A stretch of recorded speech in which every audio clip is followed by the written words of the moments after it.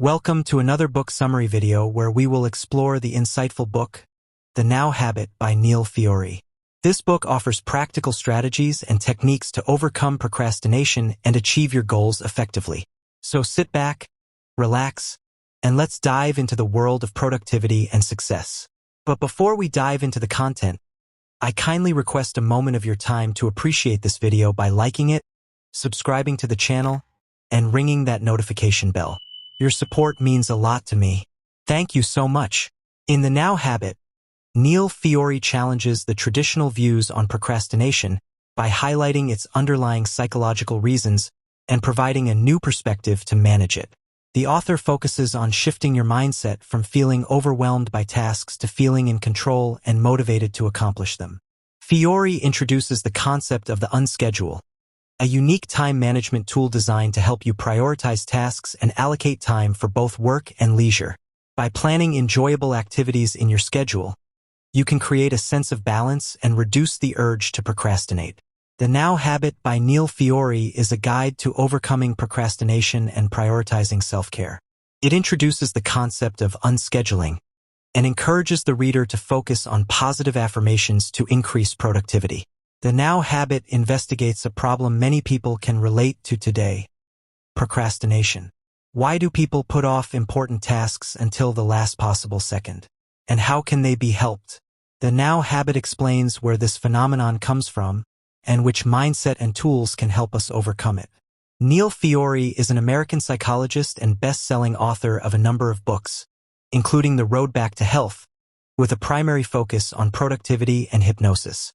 As a trainer and coach, he has helped thousands of clients and consulted many renowned companies. The Now Habit is a strategic program to help you eliminate procrastination from your life, bring fun and motivation back to your work, and enjoy your well-earned spare time without feeling guilty. When I just learned how long the Now Habit has been around, I was shocked. It combines so many now common productivity practices that at first I thought it might have been an aggregation of a lot of them. In fact, it just might be the original source. This book dates back to 1988. A crucial difference in how it tries to remove procrastination from your life is that it focuses on the potential upsides instead of obsessing over avoiding your distracting habits. If you don't focus on what will make your life better, the best you can hope for is that your life won't get worse. So bringing back to your work the fun and drive you had as a kid is essential for this to work. Dr. Neil Fiore has even developed his own program to help people implement the strategies from the book. Here are 3 lessons to show you where procrastination comes from and how to deal with it. Procrastination is trained into us. Try to unschedule your life. Record your distractions to block them. I hope you've stretched your leg, because we're about to kick procrastination in the butt. Lesson 1. We're not innately lazy. Procrastination is trained into us as kids. Hasn't anyone ever taught this kid some discipline? Is probably in the top 10 sentences uttered by grandparents on a regular basis. Often shaped by wars and economic depression, older people often had no choice but to grow up fast and tighten their belts, habits they tend to keep. Young parents are often worried about not teaching their kids as well as their parents did, so they're likely to listen to grandma and grandpa and bring out the good old reward and punishment. Do your homework or you won't get to watch any TV tonight. But that's exactly the wrong move. Children aren't innately lazy. No one is. Just because kids don't consider the things we call work to be fun doesn't mean they're not motivated to do anything. Everyone has things they do without procrastinating. Kids never procrastinate on playing, and they don't judge their work. Isn't it odd that around the time we enter school we first start to dislike things? Procrastination isn't an innate character trait. It's trained into us.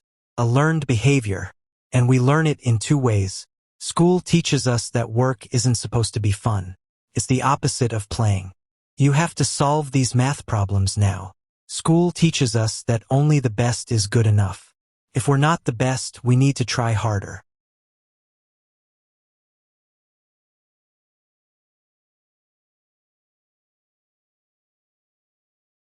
If work isn't fun and only being the best at work is worth something, then that's the perfect setup for procrastination. No one can ever possibly fulfill their own expectations, and no one wants to get started in the first place. Lesson 2. Try to unschedule your life and build your work around your fun, not the other way around. And that's exactly the typical scenario you're left with if you have to give a presentation to your boss. Creating the slides doesn't sound like fun because people tell you it's not supposed to be. And boy, you better ace it or you might not have to come back tomorrow. So what do? You check Facebook. You open an empty PowerPoint file. Check Facebook again. Try to type a headline. Delete the headline. Then go to YouTube and watch Jamie Oliver make some delicious pasta. Jump to a TED Talk and whoops, time to go home. But what if your schedule didn't show you all this work that's left to do? What if instead, it showed you that your life isn't just work? That there's plenty of fun to be had with some work in between? That's what unscheduling is about. Fiore suggests you throw out your old calendar and schedule the pleasant things you want to do throughout the week. Like meeting a friend for lunch, going to the movies, riding your bike in the morning, or taking a walk in the afternoon. Then let work fill up the rest of your time. Break your work into little chunks and chip away at it in short, 30-minute Pomodoro blocks in the gaps between fun activities. You can then book these hours into a working hours account and feel good about yourself. This technique has two major advantages. You show yourself that the focus is on the fun part of your life and the amount of time you have left to do work is limited, so you have to use it well. Lesson 3. Note down your distractions to block them and evaluate their importance later. If you've read Getting Things Done, then this will sound very familiar. Fiore says that we let little interruptions take over our attention and day because we deal with them instantly. When you remember you have to buy paper towels, have a great idea you need to talk to a colleague about, or they remind you about a request, it seems to make sense to take care of it right away. In reality, this just distracts you from the important thing you're currently working on. To take care of these things before your focus shifts, keep a piece of paper or little notebook with you at all times and instantly note down potential distractors. This resembles the collection bucket from GTD, but Fiore adds an important twist. Not only will doing this allow you to stay focused, it also gives you a chance to evaluate these tasks again later. At the end of your day, take a look at that day's list and ask yourself for all items on it. Is this really that important? Do I have to do this at all? You'll often see things aren't nearly as urgent or important and save yourself a lot of time.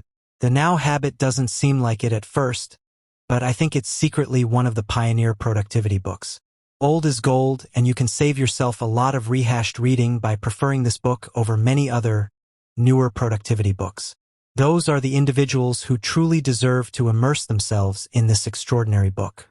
Anyone suffering from procrastination, anyone who wants to help a chronic procrastinator, anyone interested in self-management and personal development, the 15-year-old high schooler who still has a chance at preserving her motivation and desire to learn, the 43-year-old project manager who can only accomplish big things by thinking in small parts, and anyone who doesn't keep a proper grocery shopping list. The Now habit is a valuable resource that offers practical strategies for overcoming procrastination and increasing productivity. Here's why this book is worth reading. Packed with concrete techniques and tools, it equips readers with the necessary skills to break free from the cycle of procrastination and achieve their goals. By addressing the underlying causes of procrastination, it provides readers with a deeper understanding of their own behavior and empowers them to make lasting changes. Through insightful anecdotes and relatable examples, the book offers a fresh and engaging perspective on productivity, ensuring that readers won't find it boring. The book emphasizes the importance of identifying self-sabotaging behaviors and negative thought patterns that contribute to procrastination. Fiore provides practical techniques such as self-talk scripts, visualization exercises, and dealing with perfectionism to help readers break free from the cycle of procrastination. The Now habit also delves into the concept of unscheduling big tasks to make them more manageable and less intimidating. By breaking down tasks into smaller, achievable steps, you can build momentum and progress towards your goals consistently. Moreover, Fiore introduces the 5 unscheduled elements: commitment, play, relaxation, guilt-free play, and work as key components to creating a balanced and productive lifestyle. By incorporating these elements into your daily routine, you can cultivate a healthy relationship with work and leisure time. Neil Fiore emphasizes the significance of creating a work environment that promotes focus and productivity. By decluttering your workspace, eliminating distractions, and setting clear boundaries, you can enhance your concentration and efficiency in completing tasks. Furthermore, the Now habit introduces the concept of guilt-free play as a fundamental element in combating procrastination. Taking breaks, engaging in hobbies, and allowing yourself to relax without guilt can rejuvenate your energy and enhance your overall well-being. Fiore also addresses the detrimental effects of negative self-talk and perfectionism on productivity. By practicing positive affirmations and embracing imperfection, you can cultivate self-compassion, boost your confidence, and reduce the fear of failure that often leads to procrastination. The book introduces effective time management techniques such as the Do It Now principle, which encourages you to tackle tasks immediately and avoid the trap of postponing important responsibilities. By adopting a proactive approach to your work, you can develop a sense of accomplishment and build momentum towards achieving your goals. Here are some valuable insights extracted from this captivating book. I believe you will find them highly beneficial. Feel encouraged to explore its wisdom further and let it spark new perspectives and ideas on your journey. 1. Procrastination is a strategy to avoid fear of failure. Procrastination is a problem most of us are familiar with. In spite of its prevalence, procrastination is typically tied to very specific situations. Usually, we procrastinate on work, that is, when there is a certain task we're required to perform, like writing a report, organizing a seminar, or making a presentation in front of a team. These tasks are all significant and not part of your routine. You don't procrastinate going to the bathroom or answering a colleague who wants to take you to lunch, but you might put off starting an important presentation. In fact, the types of tasks we procrastinate on usually have 3 important characteristics. First, when you want to do a good job on something so you can live up to others and your own expectations. Second, you find the work dull. It's no fun and getting started. For example, writing the first page or filling up PowerPoint slides takes motivation. Finally, it's unclear what qualifies as a good job. You simply don't know how to live up to others' expectations and deliver a great presentation or write an outstanding report. What is good? What is good enough? And what if you pour your heart and soul into a project that completely fails?